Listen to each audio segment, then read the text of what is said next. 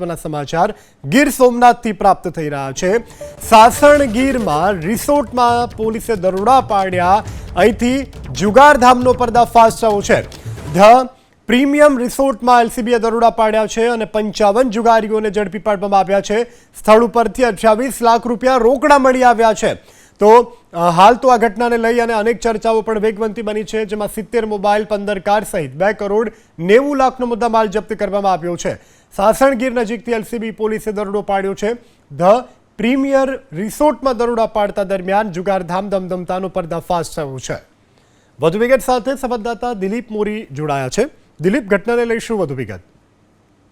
जी बात કરવામાં આવ્યું હતું એલસીબી પોલીસને બાતમી મળી હતી કે સાસણગીરની ધ પ્રીમિયમ હોટેલ છે, રિસોર્ટ છે, તેની અંદર ખૂબ મોટા પ્રમાણમાં જુગાર રમાય છે। કારણ કે ભૂતકાળમાં પણ આ વિસ્તારોની અંદર અલગ અલગ ખાનગી રિસોર્ટોમાં પોલીસે રેડો કરી હતી, ત્યારે પણ શરાબ અને જુગારીઓ ઝડપાયા હતા। ફરી એક વખત પોલીસને બાતમી મળી હતી। એલસીબી પોલીસ છે તેણે ત્યાં દરોડો પાડ્યો હતો અને દરોડા દરમિયાન ત્યાં 55 જેટલા લોકો છે જુગાર રમવા પહોંચ્યા હતા।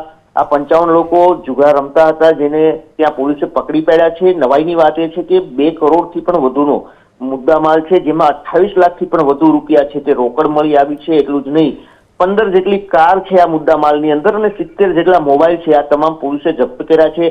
આ તમામ 55 લોકો છે તેની અટક કરી છે અને તેની સામે કાયદેસરની કાર્યવાહી હાથ ધરી છે। જો કે આવડો મોટો જુગાર છે જે 55 લોકો એક સાથે પકડાયા છે, જેને લઈને સમગ્ર રાજ્યમાં ચર્ચાનો વિષય બન્યો છે। જી દિલીપ, સમગ્ર જાણકારી બદલ આભાર। તો હાલ તો સમગ્ર રાજ્યમાં આ વિષય ચર્ચાનો છે, કારણ કે એક સાથે 55 જેટલા લોકોને રંગે હાથ ઝડપી લેવાયા છે।